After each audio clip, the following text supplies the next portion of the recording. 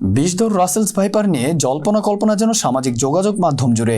শুধু সামাজিক যোগাযোগ মাধ্যমেই নয়, এটি নিয়ে সংসদেও চলছে তর্ক বিতর্ক।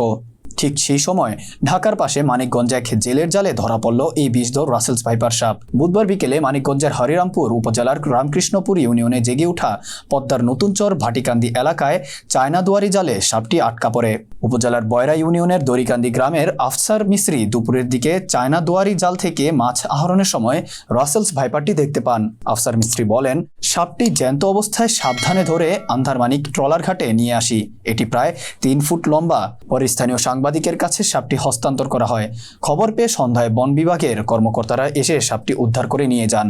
বন্যপ্রাণী ও জীববৈচিত্র্য সংরক্ষণ কর্মকর্তা রথীন্দ্র কুমার বিশ্বাস জানান, জেলের জালে ধরা পড়া সাপটি বিষধর রাসেলস ভাইপার। সাপটি ঢাকায় বন অধিদপ্তরে পাঠানো হবে। এটি গবেষণার কাজে নাকি কোথাও অবমুক্ত করা হবে সে বিষয়ে ঊর্ধ্বতন কর্মকর্তারা সিদ্ধান্ত নেবেন।